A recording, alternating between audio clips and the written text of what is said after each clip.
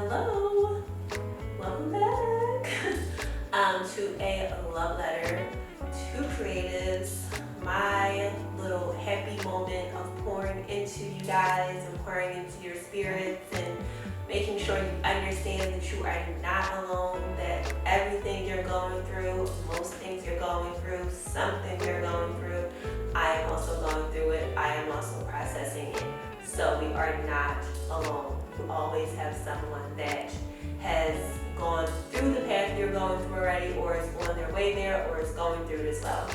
So that is the point of these love letters, and I hope that the ones that I've already done, I hope you feel seen, hope you feel appreciated, hope you feel like you have someone that is speaking to your soul and speaking to you. So this love letter is going to be about, let's see, I sent 2 love letters out. I sent one via newsletter, 2 via newsletter, one about this season of isolation, and another one about, yesterday was Black Girl Take Off Day. A lot of Black women are posting themselves like having a day off, going to the spa, doing things just not working, and truly making it just like a wonderful day just about themselves. And that was beautiful. However, that is not all of our realities. And I didn't know it was that day until it was already halfway through the day. So I wasn't able to take off because I had already done my work. But I did sit down and kind of think about things that during the day that I took off from. That weren't so much of the work day, but was more of a mental takeoff.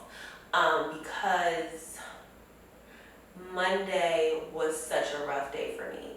I feel like I am currently in a season of isolation.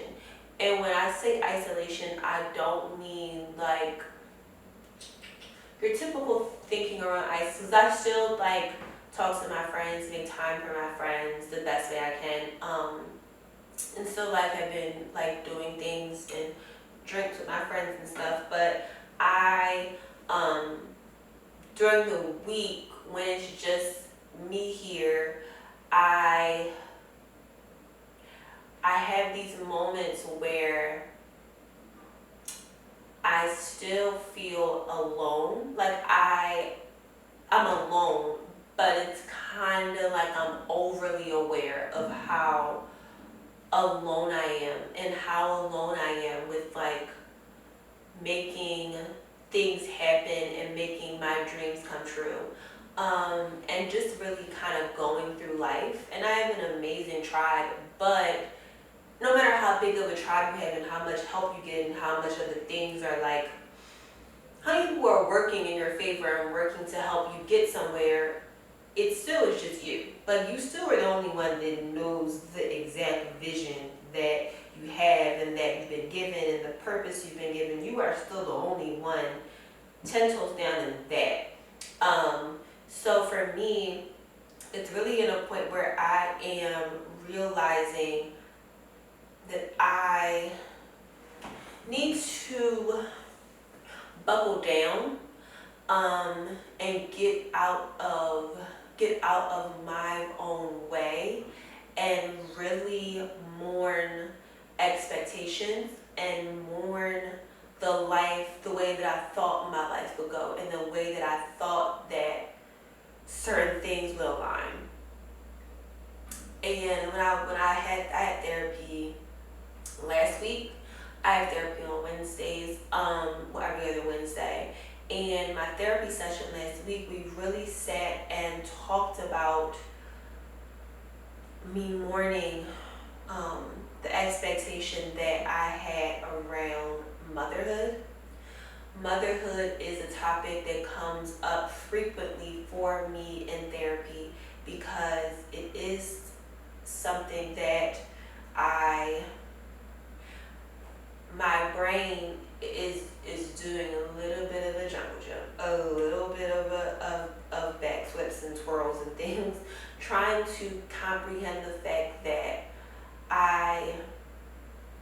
the way that I thought motherhood would go for me, it didn't go that way for me.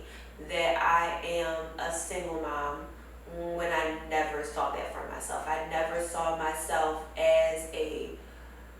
never saw myself being a single mom. I assumed that when I became a mother, that I would become a mother and have a husband, white picket fence, have the home, have the thing, or I would plain simply not have children. That was kind of my thought process. I was cool with it never having children, or having a husband, having the child, white picket fence, beautiful life, partner for life, that is my person, whatever. And as much as I thought I was getting that, or as much as I thought that I had that in my child's father, there were also obvious things that showed that wasn't about to be my reality with him. And it's mourning that expectation too. So it's mourning like my thing about motherhood, and my curtains, my room just fell down. Okay, cool. But mourning my expectations around how I thought he would show up and how I thought this thing would go.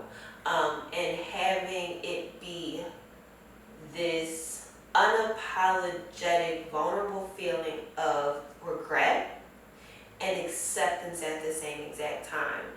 And rewiring my brain to think about the person I became when I became a mother, and how vital that moment was, and how vital the experience was to me being the person that I am today, that could run this business, that can create these stories, that can tell these stories, that can give this message, that can have this testimony, that can show someone going through it and getting the beautiful blessings along the way.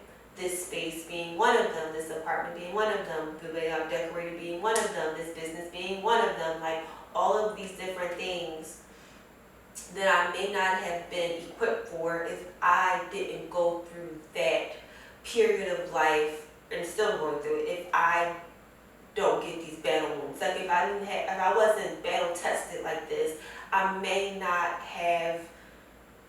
probably wouldn't be me, and the story would be a lot different.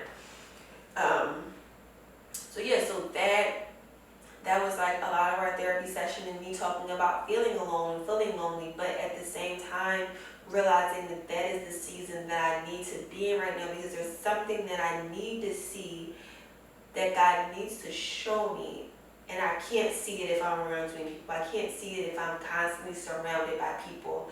Like I have to be isolated a little bit to see what the thing is, what the thing next is for me. And this love letter is getting a bit rambly, but I'll bring it back home at some point. But I was talking to like one of my best friends today, and we were talking about how like we're thinking about getting jobs, and we're thinking about getting jobs because entrepreneurship right now for me isn't feeding me in the way that I need it to feed me. The hustle of it all isn't being kind to me right now. It's not making me feel good. It's bringing me down. It's making me feel like I gotta do so much just to get here, just to get into me, just to get it together. And it's also my slow moment where it's like, for me being a photographer, it gets slow. Towards the end of the year, it gets very slow. And I'm not gonna lie, I've been in a longer slow period than I'm used to. And I don't know what it is. I don't know why things aren't coming to me the way they used to come to me. I have no idea why the bookings aren't coming like they used to come to me. But I also am kind of sitting in the thought of maybe God is leading me somewhere else, and I gotta be able to really see it clear. And I have to be able to walk in it and to accept it and to be aware enough for it, so I probably can't have the fully booked schedule that I used to have because he needs me to see this. And it's hard and it's emotional because I have a kid and a life, and I really can't afford to be mentally uneasy like I have been.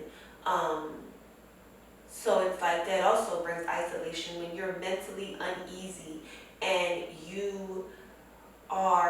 and you're sitting here in your mind trying to rattle with it, trying to make sense of it. Sometimes playing the blame game of like, oh, my ex was like financially helping me more, like I might feel better, but it's like, okay, but that's not my reality. He's probably not going to ever wake up and say, let me help Taylor with groceries and things like that. He may never wake up and just want to help me with our daughter. That may never happen for me. It may just always be I get the bare minimum from him, and then that's life and that's the way it is, and no problem. That's just how we go about things.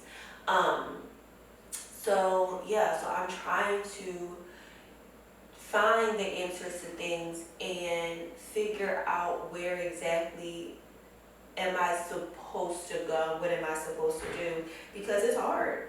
It's hard. It's hard to hear. It's hard to hear the next thing coming, and hard to feel it, and hard to plan, and hard to create it when you got to think about paying rent. And you gotta think about paying bills and getting her fall clothes and getting my fall clothes and doing this and doing that and doing this. When you have to juggle so many fucking tasks, it's kind of hard to wrap your head around the unthinkable. It's kind of hard to wrap your head around the impossible. It's kind of hard to really see the next leap of faith when you're so boggled down by so much noise of life. So that's the reason why I really am considering, like, do I want to get a job? Because that would take away the financial aspect of like working so hard and doing all these things and figuring out these different things to do, because it's hard. It's really fucking hard. And I am not entrepreneurship or die. I'm just not. It's hard being a creative. It's hard being a full-time creative. It's hard being a single mom. It's hard going through all of these life changes of moving and doing these things and having life start to look different and feel different. And you still got to do the same bills, the same things. So no matter how different your life is starting to look, the bills come the same time, every time, same amount. Gotta have it. I don't care how hard life gets. I don't care what life throws at you. Things have to happen the way they're supposed to happen every single time in certain aspects of your life. So yeah, so it's a really weird season for me, and my newsletters have really shown that I am going through it. And I know that I'm going to get through it. That's why it's called going through it, because you're going through and you're going to get past it all, and soon I'll look back at this and be like, wow, that was an interesting season, but I found myself and I found a new side of myself during that season. Another thing my therapist said was also the fact that I'm experiencing everything I'm experiencing now for the first time. So to give myself the grace and to allow myself to get through it the best way I can and not be so hard on myself, because I've never faced this before. I don't know what this is like. I don't know how to maneuver this, but I'm learning and I'm trying not to get to such a sad girl space, because I've had plenty of sad girl moments, and not going to lie, and just crying and just like, why is this happening to me? Why is this my life? Like, why can't this go like this? Why am I single? Why was my relationship? Why can't we still be together? Why can't he just rise to the occasion of me? Why can't this happen? Why can't that happen? When it's like, it's really get the fuck out the wise and just accept it and make the best out of the things you've been given, because you have been blessed. And you're missing the blessings. You're thinking about why it couldn't have went the way that you wanted it. When God, I know, has something so much bigger and so much better for me. So it's like I kind of just gotta fight my way through this season, and hear the lesson in it while going through it. And it's hard. It's easier said than done. It's easier to sit here and talk about it and be like, yeah, I gotta do this. But it's hard. And I know I'm not the only one that's going through this season of like depression and having to push through and having to just keep going and having to just accept certain things that you should and you don't deserve, but you gotta accept it because that's the cards you were given in life, and that's whatever. So it's hard, and it's hard, but I just keep reminding myself that there's beauty at the end of this. I've made it through things.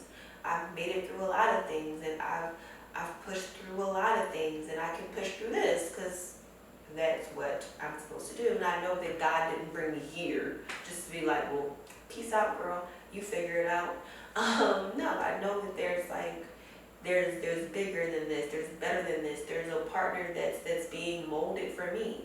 Everything I want in life is being prepared for me, and the things that I can't even fathom are being prepared for me, and bigger is coming, greater is coming, all the things, I understand that. But it's still hard. It's still hard, even though you understand all those things. So I think that this creative love letter, just to wrap it up, see, told you it's gonna bring it home. This creative love letter is honestly just to talk to the person that's like in the season of isolation, in the season of things not really adding up the way you think they should, and having to be in this season of acceptance and having to go through a new path that you've never gone on before. And yeah, it's new, but soon it will be a testament to your strength and to you being able to do hard things and you being able to endure. But you gotta keep going. And that's always it's always the root of my love letters, is to kind of really affirm people and to really always bring home the point that you have to keep going. Because if you don't keep going, then what was the point? You went through all of this just to let go, just to give up at that point? No, it's gonna be hard. And believe me, I'm going through a hard season right now. A hard season of every day waking up what the fuck? What is happening? What? It's scary, it's crazy, but I remind myself daily, I try to remind myself daily that I have to keep going, and I have to get to the other side of this, because as hard as this is, the beauty has to be so worth it. So worth it. So just mind-blowing. So yeah, so I'm trying to keep going. I'm trying to push through, and yeah, I think that's the end of the love letter, guys. I think I've poured a lot into the love letter, got vulnerable, because people need to know, beautiful as the content I make is, and as great as the things that you see me doing, it still is a hard season. It still is a lot being a full-time creative. And I'm not ashamed to say that I'm thinking about getting a job. That's not a shameful thing to me, because it's I don't give a fuck what this looks like. I care about how it feels. And writing my nail is not feeling so great because I have so many things to worry about, and I need a little bit of stability right now in my corner. I need a little bit of a solid ground. So yeah, so that's where I'm at with it. I appreciate you guys for watching this. I appreciate you guys for the comments. I'm gonna comment back. I suck at that. I appreciate you guys for all the emails back from the newsletter I sent via Flowdesk. But yeah, I appreciate all the love constantly, and it's good to even know that I'm not alone when you guys comment and say, oh my God, I'm going through the same thing, or I've been through the same thing. It's good to know, and it's good to, I think, see people that you deem as successful tell you that it ain't all gumdrops and rainbows, and it's not all coffee pours and tea pours and making the things. Sometimes it's moments where I'm just crying, and that's just what it is. And it's hard being the head of this household. It's hard, it's just hard. It's hard, and this is a hard season I'm going through, and I'm going to get through it, and So yeah. So I'll end it with the usual: keep going, keep dreaming, keep creating, keep making the things, keep showing up. Create for the love of it, create for the passion of it all, not just for other people. Make something for yourself, make yourself proud, do something great for yourself today. I appreciate you as always. I see you, I respect you, I love you.